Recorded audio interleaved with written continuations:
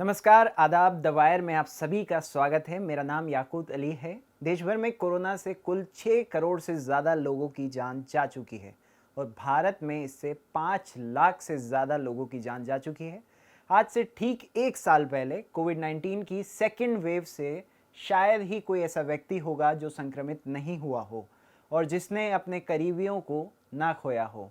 अप्रैल के महीने में ही भारत में सेकेंड वेव की शुरुआत हुई थी और घर पर बैठे लोगों को एम्बुलेंस की आवाज़ों के अलावा कुछ नहीं सुनाई दे रहा था। भारत की कुल जनसंख्या में से 60% लोगों को वैक्सीन लग चुकी है। भारत में एक नया वेरिएंट XE आ चुका है जिसके केसेस सामने आने लगे हैं। कितना खतरनाक ये वेरिएंट हो सकता है, उसी पर बातचीत के लिए मेरे साथ चंद्रकांत लहरिया, जो कि एक डॉक्टर हैं, डॉक्टर होने के साथ साथ पब्लिक हेल्थ पॉलिसी के एक्सपर्ट भी हैं, वो जुड़ चुके हैं। डॉक्टर लहरिया साहब, बहुत बहुत स्वागत है आपका। सर, मेरा सबसे पहला सवाल आपसे ये रहेगा कि ये जो नया वेरिएंट आया है XE, ये कितना खतरनाक हो सकता है? याद रखने की बात है कि नया रिकॉम्बिनेंट एक्सी एक नया वेरिएंट नहीं है। याद रखना होगा कि जो वेरिएंट है वो alpha, beta, gamma, delta and Omicron है। ओमिक्रॉन ही अभी जो सर्कुलेट होने वाला वेरिएंट ऑफ कंसर्न है। उसके बाद ओमिक्रॉन के कुछ सब लीनिएज हैं, BA.1, BA.2, BA.3।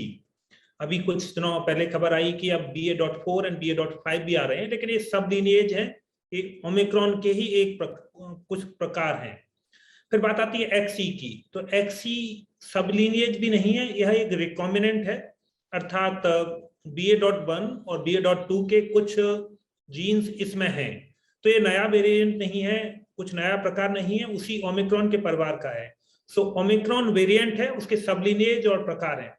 बात आती है, चूंकि ओमिक्रॉन कई ही परिवार का है, इसलिए कुछ चिंता की बात नहीं है, कुछ घबराने की बात नहीं है। यह थोड़ा अधिक सर्कुलेट होता है, लेकिन हम पहले ही जानते हैं कि ओमिक्रॉन बाकी वेरिएंट की तुलना में 10 गुना अधिक संक्रामक है, या 10 गुना तेजी से 10 गुना अधिक लोगों को संक्रमित करता है। तो एक्सी में माइनर बदलाव हैं, और खासतौर से उन देशों के लिए, भारत जैसे देशों में जहां पर BA.1 या BA.2 फैल चुके हैं, एक्सी का आना कोई बड़ी बात नहीं है और यह कुछ भी नहीं बदलता है। जो परिस्थितियां ओमिक्रॉन की वजह से हैं और ओमिक्रॉन के लिए जो हमें सावधानियां बरतनी है, वही XC के लिए बरतनी है। यह नया वेरिएंट नहीं है, मैं दोहराता हूं, यह ओमिक्रॉन का एक रिकॉम्बिनेंट है जिसका आम जनता के लिए कोई मायने नहीं है। हाँ, पॉलिसी मेकर्स को इस पर नजर रखनी चाहिए। सर, अभी आप ओमिक्रॉन की बात कर रहे हैं, तो मैं आपसे एक ये बात भी जानना चाहूँगा कि ओमिक्रॉन उन लोगों को भी हुआ जिनको दोनों वैक्सीन की डोज लग चुकी थी। तो इस वेरिएंट से कैसे बचना होगा? कितना खतरनाक हो सकता है? क्या ये भी उन लोगों को टारगेट कर सकता है?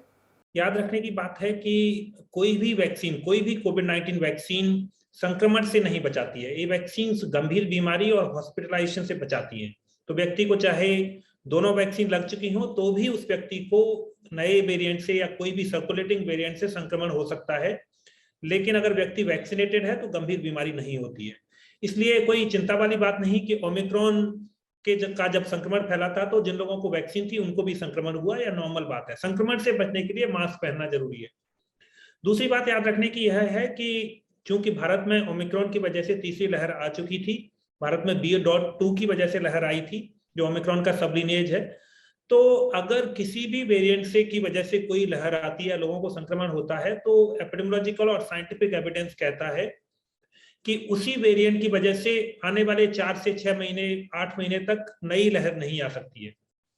और एक्सी चूंकि ओमिक्रॉन का ही एक रिकॉम्बिनेंट रूप है, तो एक्सी की वजह से कुछ नहीं बदला है और एक्सी की वजह से कोई नई लहर नहीं आ सकती। सावधानियां वही हैं जो हम ओमिक्रॉन के लिए अपनाएंगे। जो गंभीर रूप से बीमार होने की संभावना जिन लोगों को, खासतौर से जिन लोगों को पहले से कोई प्री एग्जिस्टिंग कोमॉर्बिडिटी है या जिनका वैक्सीनेशन पूरा नहीं हुआ है, उनको अधिक सावधानी बरतनी है। जिनका वैक्सीनेशन हो चुका है वो थोड़े सुनिश्चित हो सकते हैं, लेकिन हर किसी को अपना सेल्फ असेसमेंट करना है कि आपको रिस्क कितना है, उसके हिसाब से आप सावधानी बरत सकते हैं। मास्क वॉलंटरी हो कर दिए गए हैं कुछ जगहों पर, लेकिन वॉलंटरी का मतलब यह नहीं है कि मास्क नहीं लगाना है। बस वॉलंटरी होने का मतलब है कि आप अपनी रिस्क का असेस करिए, और आपको लगता है कि आप हाई रिस्क ग्रुप में हैं तो मास्क जरूर पहनिए। मास्क पहनना, फिजिकल डिस्टेंसिंग करना, अब उन पर कोई पेनल्टी नहीं है, फाइन नहीं लगेगा, लेकिन अपने बचाव के हिसाब से आप उनका पालन कर सकते हैं। जो चीजें ओमिक्रॉन से बचाएंगी वही एक्सी वेरिएंट से भी बचाव करें। सर, आप ये सरकार के इस कदम को कैसे देखते हैं? जिस तरीके से आपने अभी बताया कि मास्क जो है अब कंपल्सरी नहीं रहा है और कहीं-कहीं पे फाइन भी हटा दिया गया है। तो ये क्या सरकार सही डिसीजन ले रही है? मेरी राय में यह बिल्कुल सही कदम है। याद रखना होगा कि मास्क जो होते हैं, वो वायरस के ट्रांसमिशन या सर्कुलेशन को रिड्यूस करते हैं। लेकिन ट्रांसमिशन और सर्कुलेशन तभी रिड्यूस होगा जब वहां बाहर सर्कुलेशन हो रहा होगा। चूंकि हम जानते हैं कि भारत में नए कोविड-19 केसेज की संख्या 1000 से नीचे आ गई है, अर्थात संक्रमण बहुत लो रफ्तार पर है। तो ऐसे में मास्क लगाने का कोई इतना अधिक फायदा नहीं है। दूसरी चीज है कि कभी ना कभी वो समय आएगा जब हमें निर्धारित करना होगा कि हमें मास्क अब वॉलंटरी कर सकते हैं। सार्स कोवी 2 वायरस अब कभी भी ऐसा नहीं होगा कि वो पूरी तरह चला जाए, वो हमारे बीच में सर्कुलेट होता रहेगा। तो अगर हम सारी परिस्थितियों को देखें कि फिलहाल भारत में एक रीसेंट वेव आई थी, अधिकतर एडल्ट आबादी को एटलीस्ट 1 शॉट लग चुका है, काफी सारे लोगों को इन्फेक्शन हो चुका है, अर्थात उनको हाइब्रिड इम्यूनिटी आ चुकी है। तो इतने लो ट्रांसमिशन पर मास्क का ओवरऑल अगर सर देखें तो 60% पूरी भारत की जनता को वैक्सीन लग गया है। मैं उसको 60% नहीं कहूंगा। जब जी। अगर 60% को देखते हैं तब हम मान के चलते हैं कि सारी आबादी को 0 से लेके ओल्डर पॉपुलेशन तक को वैक्सीनेशन होना चाहिए। जबकि वास्तव में वैक्सीनेशन रिकमेंडेड सिर्फ 12 साल से ऊपर की आबादी को है। और अगर उस आबादी में देखें, खासतौर से 18 साल के लिए जिसका वैक्सीनेशन का काफी अधिक महत्व है, 97% को एटलीस्ट 1 शॉट और 80% को 2 शॉट्स लग चुके हैं। लेकिन वैक्सीन तो सिर्फ एक टूल है, उसके अलावा काफी सारे लोगों को नेचुरल इन्फेक्शन हो चुका है। हम जानते हैं सेकेंड वेव के बाद करीब 70% आबादी को एंटीबॉडी मिले थे, अर्थात उनको इन्फेक्शन हुआ था। फिर ओमिक्रॉन सर्ज में भी 50 से 70% आबादी को संक्रमण का अनुमान है। तो इन तीनों चीजों को साथ रखे, vaccination rate, natural infection 2 waves, हम कह सकते हैं कि भारत में करीब 99% आबादी को या तो नेचुरल इन्फेक्शन से प्रोटेक्शन हो चुका है या वैक्सीन के माध्यम से प्रोटेक्शन हो चुका है। ऐसी परिस्थिति में उस आबादी को संक्रमण होने के बावजूद भी गंभीर बीमारी होने का खतरा काफी कम है। हालांकि हाई रिस्क आबादी को खतरा ज्यादा है, लेकिन अधिकतर आबादी को खतरा काफी कम है। उस लिहाज से सारे कोविड बिहेवियर को वॉलंटरी किया जाना एक सही कदम है। सर, अभी आप बात कर रहे थे बच्चों की, तो मैं ये जानना चाहूँगा क्या ये वेरिएंट बच्चों के लिए खतरनाक हो सकता है? इस बात का कोई वैज्ञानिक आधार नहीं है। हमें याद रखना होगा कि कोविड-19 या सार्स कोवी 2 के अब तक जितने भी वेरिएंट आए हैं, चाहे वो अल्फा हो, बीटा, गामा, डेल्टा, ओमिक्रॉन, किसी भी नए वेरिएंट में बच्चों को अधिक खतरा नहीं था। तो उस आधार पर देखें तो हमें इस बात का कोई वैज्ञानिक कारण नजर नहीं आता कि हम सोचें कि कोई आने वाला वेरिएंट बच्चों के लिए अधिक खतरनाक होगा। दूसरी बात याद रखने की है कि बच्चों को भले ही वैक्सीनेशन नहीं हुआ है सभी बच्चों को, लेकिन जितने भी सीरो सर्वे किए गए थे उनमें देखा गया कि जिस रफ्तार से और जिस रेट पर एडल्ट पॉपुलेशन को एंटीबॉडी बने थे, उसी प्रोपोर्शन में बच्चों में भी एंटीबॉडी बने, अर्थात बच्चों को भी संक्रमण हुआ। लेकिन हम यह जानते हैं कि एडल्ट में गंभीर बीमारी अधिक हुई और बच्चों को गंभीर बीमारी कम हुई।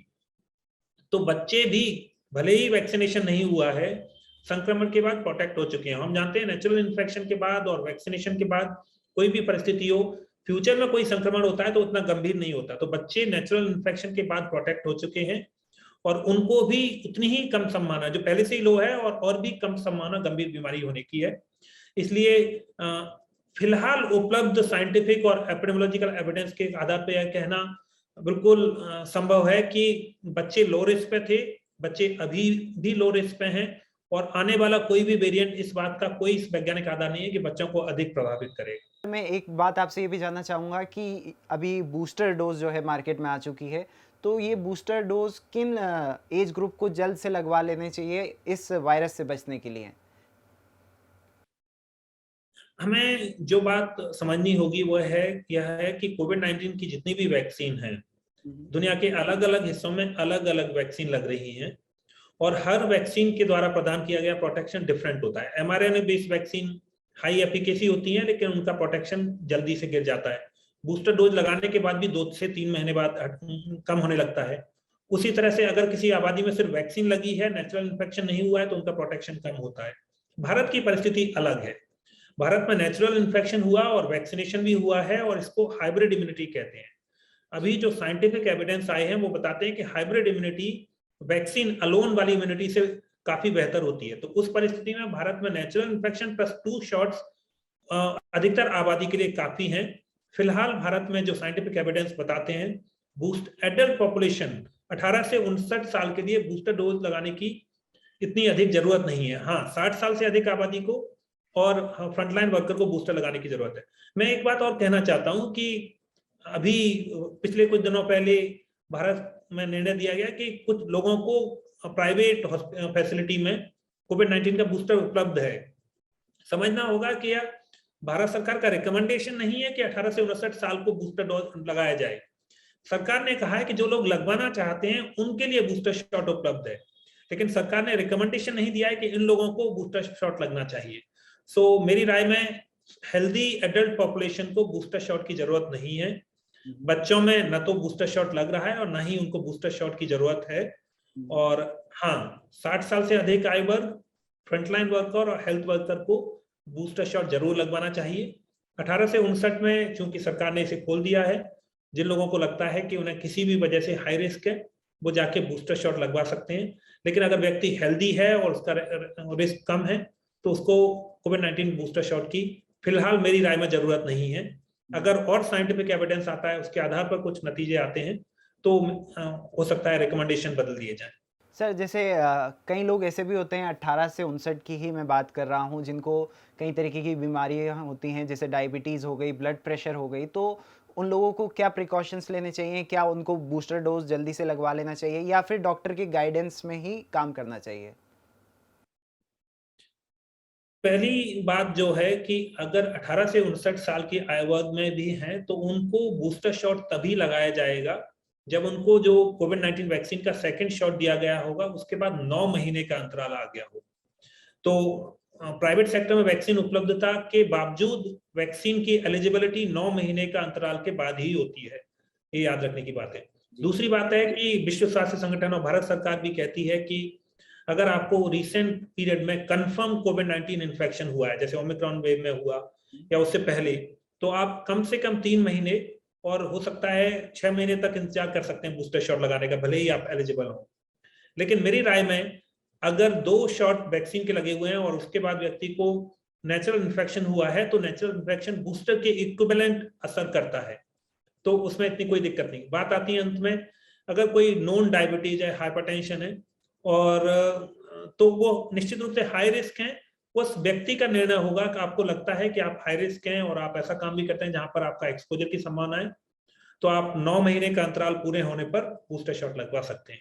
सर जैसे मान लीजिए कि किसी व्यक्ति को दोनों डोज लग चुके हैं, अभी आपने 9 महीने का टाइम पीरियड बताया, लेकिन वो टाइम पीरियड पूरा होने के बाद वो संक्रमित हो जाता है, तो ये क्या टाइम पीरियड और बढ़ जाएगा? अगर व्यक्ति उदाहरण के तौर चाहे वो 18 to 59 हो या एल्डरली भी हो, अगर उस व्यक्ति को जब भी संक्रमण होता है और कोविड वो कंफर्म संक्रमण है तो वह उस व्यक्ति को कम से कम 3 महीने और आइडियली 6 मंथ वेट करने के बाद ही उसे बूस्टर शॉट लगवाना चाहिए, भले ही वो 9 महीने का अंतराल पूरा हो चुका हो। नेचुरल इन्फेक्शन के बाद व्यक्ति 3 महीने इंतजार कर सकता है अगले शॉट के लिए। सर क्या सिम्टम्स हो सकते हैं एक्सी के? जो पहले के वेरिएंट्स में रहे वही सिम्टम्स होंगे या फिर इसके कुछ और सिम्टम्स हैं? ओमिक्रॉन वेरिएंट के अधिकतर जो सिम्टम है वो बहुत माइल्ड होते हैं। जो 1-2 सिम्टम अलग देखे गए थे प्रीवियस वेरिएंट से, वो था कि व्यक्ति को ठसके वाली खांसी आती थी और साथ में नाइट स्वेट्स, रात में पसीना जैसा आने लगता था। जैसा कि मैंने पहले कहा कि एक्सी एक नया वेरिएंट नहीं है, ओमिक्रॉन का एक प्रकार है, तो उसके वही सारे सिम्टम हैं जो ओमिक्रॉन के हैं। लेकिन मुख्य बात यह है कि फिलहाल जो ओमिक्रॉन या सार्स-कोवी-2 के जितने भी केसेज आ रहे हैं, अधिकतर असिम्प्टोमेटिक है, अर्थात उन व्यक्तियों में कोई लक्षण नहीं है या माइल्ड सिम्प्टोमेटिक है। तो लोगों में कोई सिम्टम नहीं आ रहे हैं, या तो उनको एक्सीडेंटली डिटेक्ट होता है या उनको एक फीवर होता है और माइनर कफ होता है और उनको पता होता है वो किसी के एक्सपोजर में आए तब डिटेक्ट होता है। लेकिन फिलहाल जितने भी केसेज आ रहे हैं, अधिकतर 90 से 95% केसेज में कोई भी सिम्टम नहीं आ रहा है। सर कुछ लोगों का ऐसा मानना होता है कि वो हाई प्रोटीन डाइट ले रहे हैं, जिम जा रहे हैं, तो वो वायरस से संक्रमित नहीं हो सकते, तो ऐसे लोगों के लिए आप क्या एडवाइस देंगे? इस बात में कोई तर्क नहीं है कि हाई प्रोटीन डाइट लेने से व्यक्ति वायरस से प्रभावित नहीं हो सकता। अच्छी मुख्य बात याद रखने की है कि हमें एक बैलेंस डाइट खानी है।